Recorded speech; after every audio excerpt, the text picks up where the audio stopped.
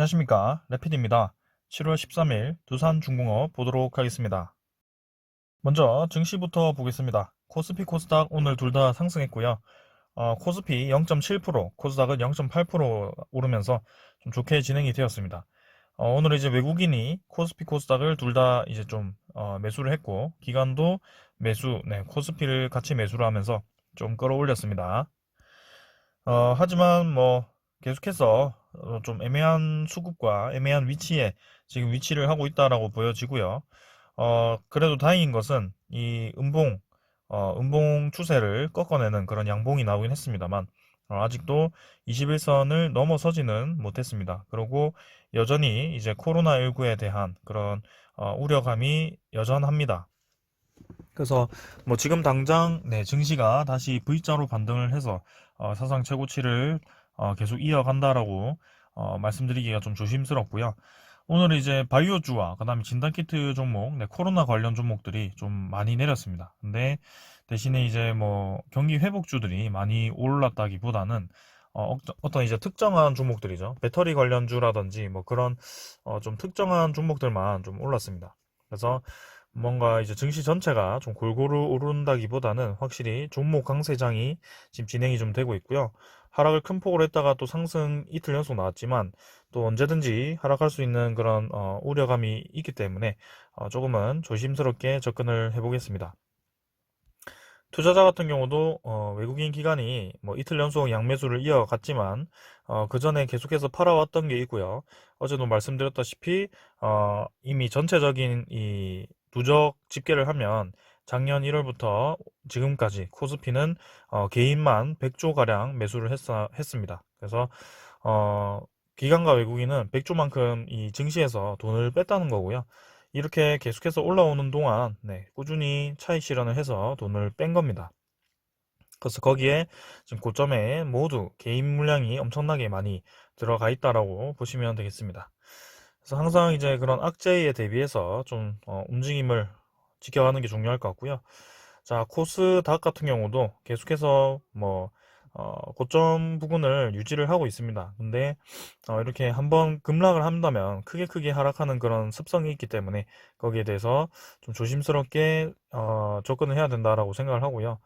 이렇게 이제 하락폭에 대해서 분명히 이제 양봉으로 접어들었지만 이 하루하루가 좀 달라질 수 있습니다. 그래서 뭐 요때와 같이 음봉으로 나오던 거를 그동안 이 양봉으로 또 며칠 만에 바로 회복을 하고 조금 더 올라가더라도 그 다음에 또 이렇게 음봉으로 나가는, 그러니까 뭔가 뉴스 따라서 이 증시가 폭락과 폭등을 막 왔다 갔다 하는 그런 롤러코스터장이 지금도 좀 이어지지 않을까라는 생각을 좀 합니다. 그만큼 이 전체적인 증시가 좀 불안정하다라고 저는 생각을 하고 있고요. 환율을 보았을 때 1145원입니다. 지금 뭐 241선을 돌파해서 이미 전고점을 좀 넘어 있는 상태고요.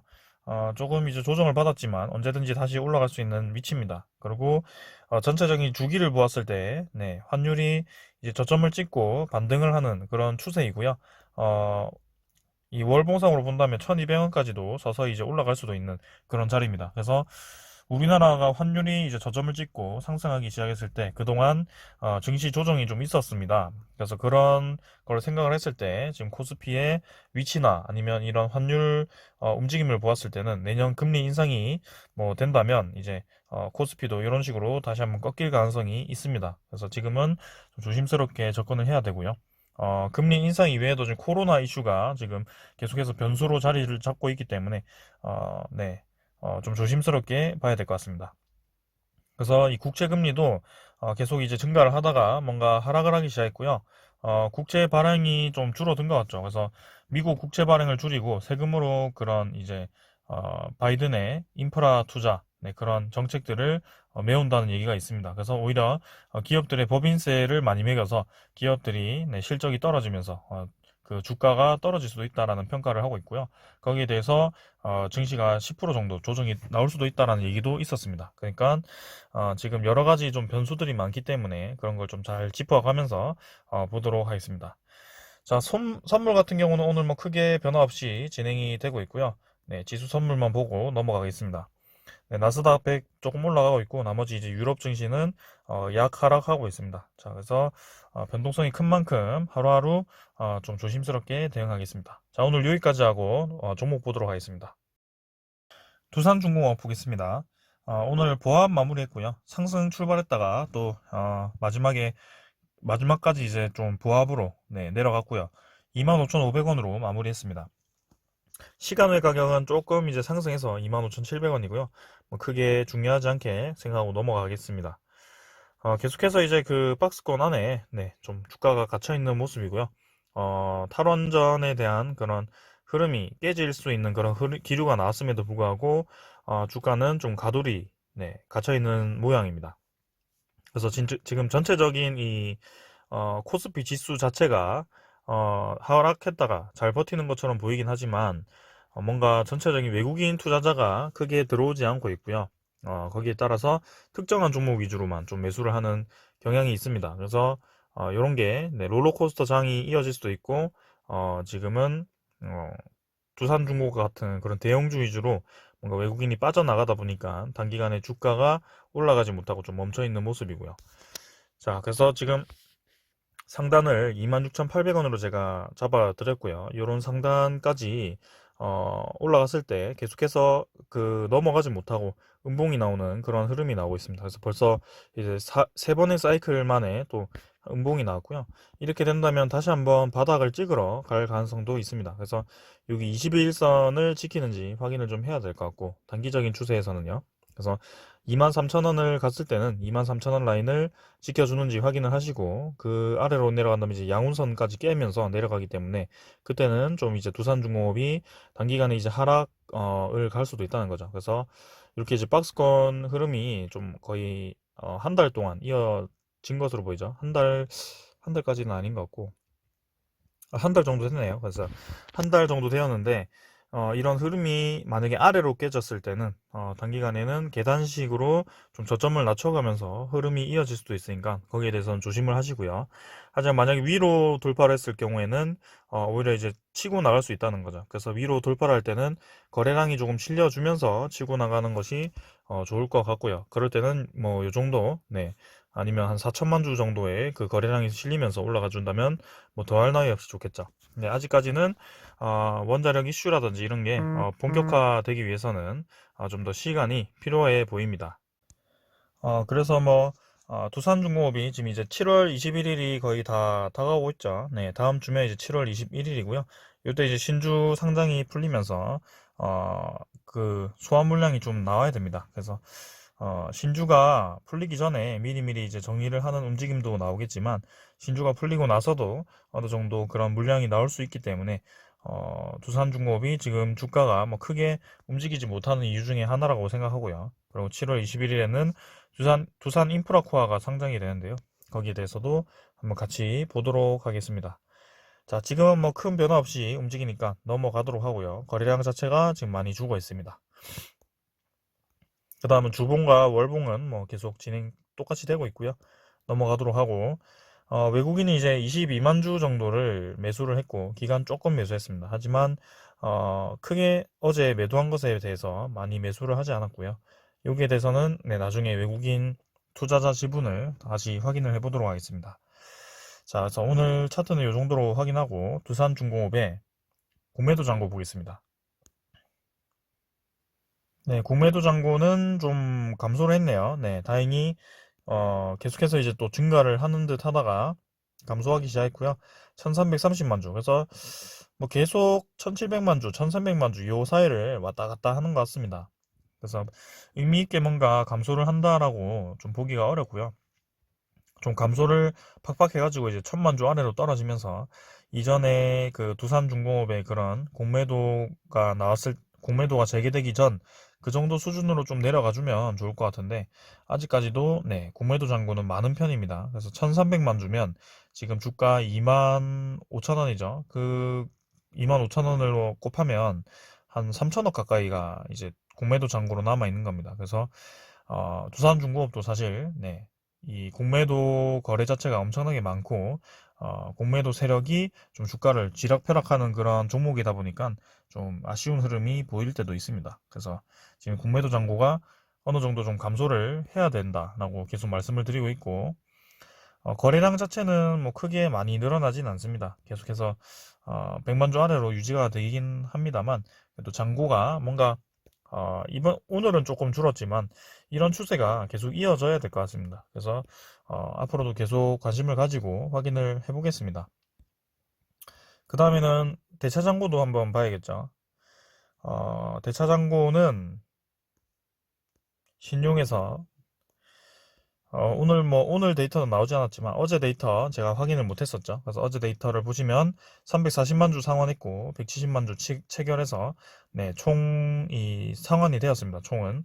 그래서 5,120만 주로 대차장고도 감소를 좀 했고요. 그래서 6,400만 주에서 5,100만 주까지 이제 대차장고가 좀 줄고 있습니다. 그래서 이 전체적인 추이를 좀 본다면 대차장고가 이제 출렁출렁거리다가 네, 좀 이제 내려가죠. 내려가기 시작했습니다. 그래서 다행히 내려가기 시작했다는 것은 긍정적으로 보이지만 여전히 이런 구간에 대비해서 네, 대차장고가 아주 많이 늘어나 있는 상태입니다. 그래서 공매도 잔고와 대차장고가 아직까지도 많기 때문에 좀 상환이 필요하다. 그리고 이런 흐름을 보았을 때는 기관 투자자가 누적 집계가 지금 계속해서 매도로 잡히고 있고요. 이 두산중공업이 오르기 시작했을 때부터 계속해서 매도로 접근을 하는 모습입니다. 그리고 외국인 투자자 같은 경우는 이렇게 올라갈 때 이제 다 매도를 했다가 지금 살짝 요 부분에서 살려고 했다가 또 코로나 이슈가 터지면서 매도로 전환이 되었고요. 그래서 전체적으로 보았을 때는 기관과 외국인이 두산중공업을 지금 폭등을 할 때 오히려 팔았다라고 보실 수도 있겠습니다. 자, 그래서 어, 딱히 수급적으로는 지금은 좋은 움직임은 아니다. 그렇게 보이고요. 그 다음에 전체적인 이 종목 상세죠. 오늘 이제 조금 더 매수가 들어오긴 했습니다. 50만 주 정도로 잡혔는데, 뭐 크게 많이 들어오진 않았고요. 어제와 비슷하게 7.85% 정도 보유율이 유지가 되고 있습니다. 그래서 이제 다음 주면 7월 21일이 다가오고 한 거래일상으로 따지면 이제 6거래일 정도 남은 것 같습니다. 그래서 그때까지 두산중공업이 큰 변화가 없을 거라고 저는 생각을 하고 있고 그 이후에 이 주가가 어떻게 되는지 만약에 이제 내려간다고 한다면 23,000원 라인을 지켜주는지 그런 라인을 좀 확인을 하면서 대응을 하시길 바랍니다. 자, 오늘 요 정도로 확인하고 두산중공업의 뭐 소식은 아니고 두산 전체 소식이죠. 네, 그룹의 심장까지 판 두산의 부활 재무약정 최단기 졸업한다라고 나왔습니다. 그래서 두산중공업이 이제 힘들게 되면서 두산그룹 자체가 이제 산업은행을 끼고 대주를 했죠. 그래서 그 금액 3조를 갚지 못하면 이제 어, 두산을 매각을 하겠다. 두산이 이제 해체되는 분위기까지 갔었는데 그걸 이제 3조 자구안을 마련을 해가지고 네, 거의 뭐 뼈를 깎는 심정으로 여러 가지 좋은 계열사들도 많이 매각을 했고요. 뭐 골프장 같은 것도 매각을 하면서 결국에는 지금 이제 정상화가 되고 있습니다. 그래서 늦어도 이제 연말까지는 약정이 해제가 된다고 하고요. 그래서 1년 6개월 만에 경영 정상화가 된다라고 평가를 하고 있습니다. 그래서 산은에서 빌린 3조 전액을 상환 눈앞에 두고 있고 두산타워, 솔루스 이딴 매각했었고요.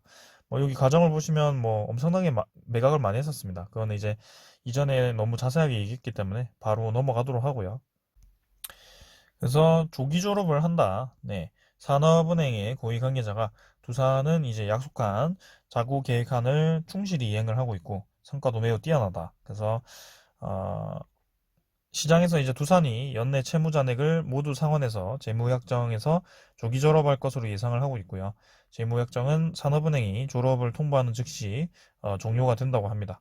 그래서 두산이 이제 산은에서 빌린 긴급 자금이죠. 3조 원 중에 채무 잔액은 지난 3월 기준 1조 5,469억 원이라고 합니다. 그래서 두산그룹은 재무약정 체결 이후에 지난해 8월부터 이렇게 여러 가지 계열사들을 매각을 해서 돈을 마련했고요. 거기서 이제 1조 5천억 정도를 상환을 진행을 했다고 하죠. 그리고 두산중공업은 이제 1조 3천억의 유상증자를 해서 이제 돈을 확보를 했고요.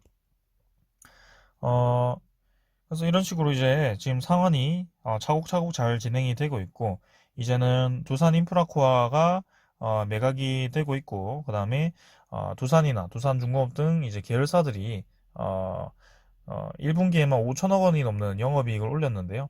2분기 실적 추정치도 1분기 못지않기 때문에 오는 9월에 현대 중공업그룹의 두산인프라코아 인수가 마무리되면 8천억 원을 더 확보를 하게 된다고 합니다. 그래서 산업은행에서 대출받은 3조 원을 연내 대부분 상환할 것으로 네, 예상이 된다고 하죠.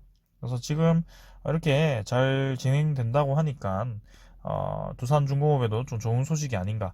제가 이제 원자력 이런 소스와 그 다음에 신사업들에 이제 연말로 갈수록 하나씩 하나씩 사업화가 이제 되고 거기에 대해서 실적화가 될 것인데, 두산중공업의 한 가지 남은 과제가 그 단기 차입금과 이런 차입금들을 상환을 하는 것이었죠. 그래서 지금 이런 기사를 보기만 하더라도 두산 자체가 지금 두산중공업에 초점을 좀 맞추고 있고, 그런 단기 차입금들을 상환을 열심히 진행을 잘 하고 있다라고 평가가 되고 있네요. 그래서 이번에 이제 신주 상장이 되는데 그 상장만 좀 잘 넘긴다면 이제 하반기에는 좀 좋은 모습을 볼 수도 있겠습니다. 자, 그래서 연말쯤에 이제 두산중공업이 체코 원전 입찰 신청서와 뭐 그런 얘기가 나올 것 같고요. 저번에 이제 보안 평가가 진행되어서 11월쯤에 이제 결과가 나온다고 했었는데, 그쯤 되면 이제 두산중공업이 좀 움직이지 않을까라는 생각을 하네요. 천천히 천천히 이제 지켜보도록 하고요.